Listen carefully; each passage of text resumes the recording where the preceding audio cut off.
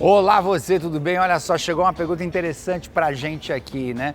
A pessoa, ela notou de que de um dia para o outro o carro, quando ele guarda na garagem, começou a fazer uns estalos. O carro está desligado e fica tec, tec, tec, tec. Gostaram da sonoplastia? Tec, tec. O que pode ser isso? Fantasma.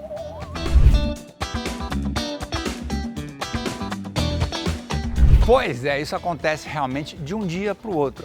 Quando você sai de um dia que está acabando o verão e entra o inverno. Pois é, no frio, quando você tem escapamento quente, catalisador, disco de freio e você para na garagem, bate aquele ventinho gelado, né? Muito frio, e a hora que ele entra em contato com esse metal que está muito quente, ele vai gerar esses estalos, esse clack, clack que se acaba ouvindo aí no carro, né?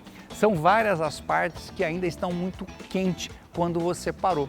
E em função do choque térmico, ele gera esse barulho, né? Esse estalo. Há quem diga o seguinte: mas esse estalo, esse choque térmico que as peças estão sofrendo ali, isso pode gerar microtrincas térmicas, por exemplo, no disco. Não é verdade.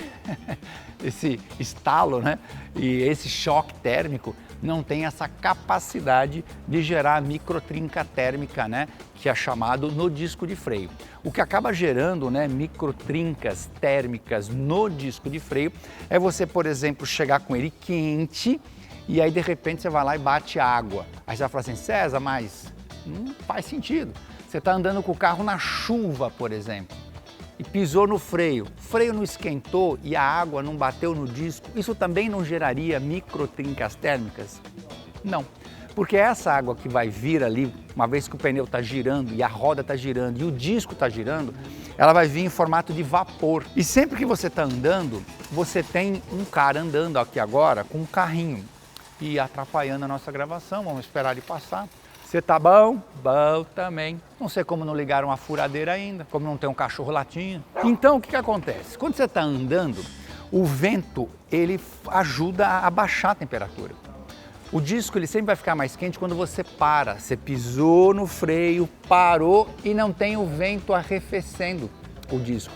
Por isso que muitos furos que você vê aqui na roda estão para esfriar o freio quando o carro está andando. Nessa hora que você para, ganha temperatura o disco. Aí você joga a água e pá! Aí você gera um choque. Porque, repito, a água da chuva, mesmo que você mergulhe o carro, por exemplo, numa poça d'água, aquela temperatura ela é sempre menor que a temperatura de quando você para o carro. Entendido?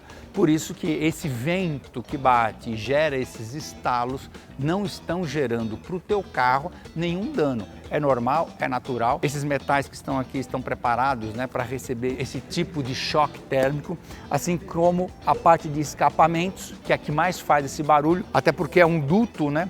E a hora que dá aquela estaladinha, reverbera, né, o som com mais facilidade. Lembrando que o catalisador que está ali embaixo, embora às vezes protegido por um defletor, ele por si só chega ali na casa dos 600, 700 graus e qualquer soprinho, meu amigo, com 5 graus, aquele ventinho gelado que bate ali, vai gerar esse ruído tec, tec, tec do seu carro. É normal, é natural. Você, se tem alguma dúvida, né, ou quer dar alguma dica de pauta pra gente, entre em contato, escreve aqui, a gente vai ter prazer em fazer esse vídeo para você. Valeu! É tec, tec, tec que chama, né?